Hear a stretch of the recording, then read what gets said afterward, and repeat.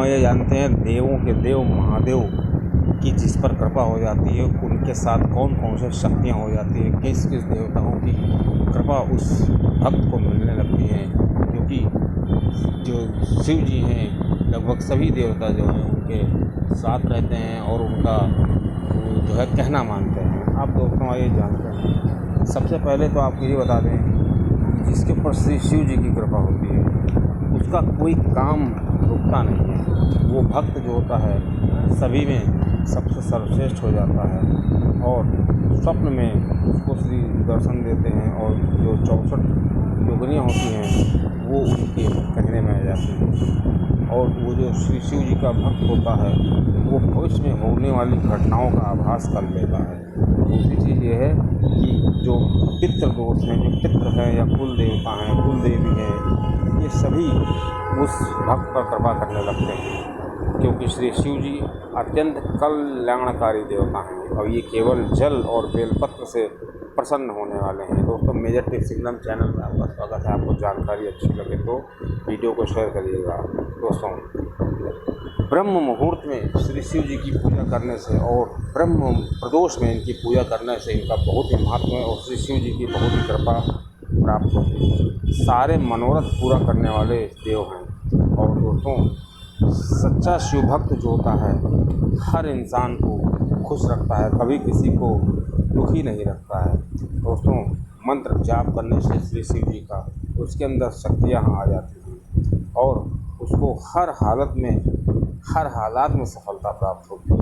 और श्री शिव जी का जो भक्त होता है हमेशा प्रसन्न रहता है और नियमित सेवा करता है और उसके अंदर चमत्कारिक शक्तियाँ आ जाती हैं। जो भी श्री शिव जी की नियमित सेवा करता है और उसके कार्य बनते चले जाते हैं और जब कोई मुसीबत आने वाली होती है उससे पहले ही उसको पता चल जाता है और सभी देवता उससे कृपा करते हैं। दोस्तों अब ये जानते हैं श्री शिव जी पर जिस पर कृपा होती है उसको सबसे पहले किसकी कृपा प्राप्त होती है? उसको 64 योगिनियों की कृपा प्राप्त होती है। ये 64 योगिनियाँ जो होती हैं ये श्री पार्वती जी की सखियाँ हैं और काली जी की सहयोगिनियाँ होती हैं। और दोस्तों जो 64 योगिनियाँ होती हैं ये बड़े बड़े काम बना देती हैं, बड़े से बड़ा तंत्र इनका कुछ नहीं बिगाड़ सकता, उसको नष्ट कर सकती हैं। और मंत्र ध्यान करने से समय अगर हमारा ध्यान भटकने लगता है तो उसका यही कारण होता है कि ये 64 योगिनियाँ जो होती हैं हमारी परीक्षा लेने लगती हैं और जिसके ऊपर 64 योगिनियों की कृपा होती है उसके चेहरे पर नूर आ जाता है और वो भक्त जो होता है सभी को आकर्षण लगने लगता है। अब दोस्तों अगले जो देव हैं वो काल भैरव हैं और काल भैरव जो होते हैं श्री शिव जी का रुद्र रूप अवतार हैं। अब दोस्तों जिसके ऊपर श्री शिव जी की कृपा होती है उसको काल भैरव की कृपा प्राप्त हो जाती है और ये काल भैरव जी भूत प्रेत आदि तामसिक शक्तियों के अधिपति हैं। और दोस्तों कोई भी तंत्र इन काल भैरव का कुछ नहीं कर सकता है क्योंकि सारी तामसिक शक्तियाँ जो होती हैं काल भैरव से हो करके जाती हैं। अब दोस्तों आइए जानते हैं श्री शिव जी की कृपा जिस पर प्राप्त होती है, जिसको हो जाती है, उसको अगले किस देव की कृपा प्राप्त होती है? वो देव हैं वीरभद्र। दोस्तों भगवान शिव के नाम से भी जाना जाता है। वीरभद्र जो थे उनको श्री शिव जी ने अपनी जटा से प्रकट किया था और जो राजा दक्ष थे काफ़ी जब वो घमंड आ गया था उस समय राजा दक्ष को कोई हरा नहीं पा रहा था। उस समय वीरभद्र ने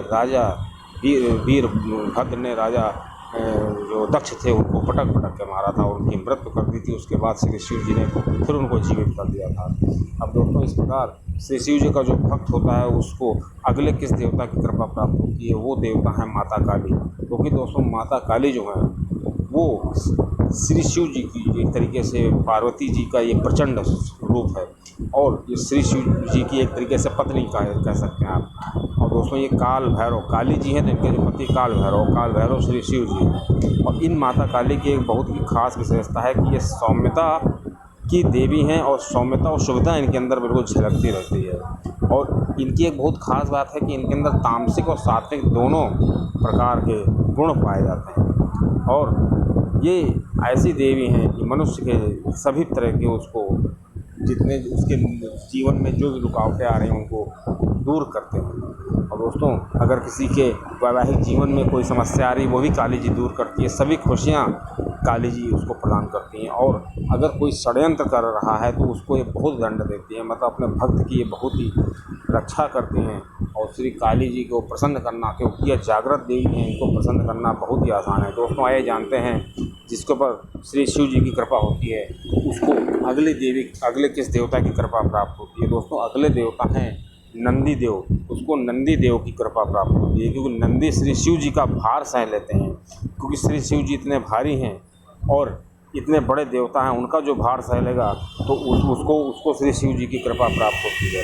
दोस्तों नंदी जी जो होते हैं भक्त को मुसीबतों से बाहर कर देते हैं।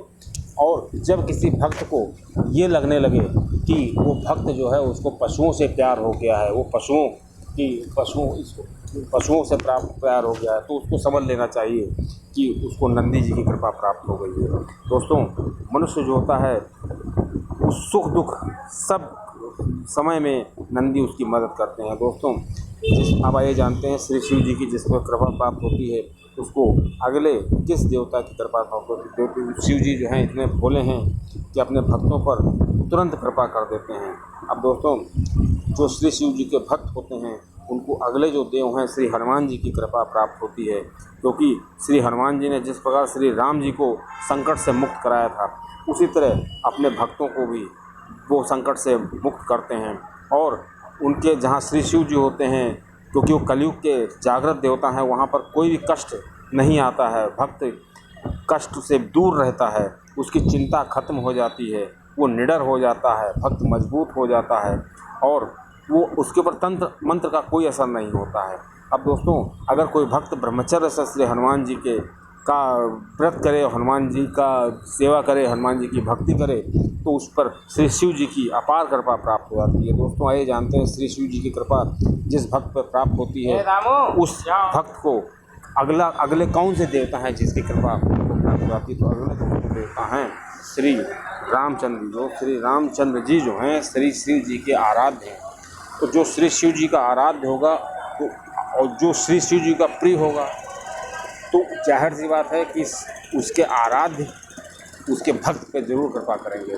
क्योंकि अगर कोई भक्त शिव जी के मंदिर में जाए और जल चढ़ाते समय राम राम का जाप करे तो उसको श्री राम जी की भी कृपा प्राप्त होती है और श्री शिव जी की कृपा प्राप्त होती है, और दोनों देवों के देव हैं।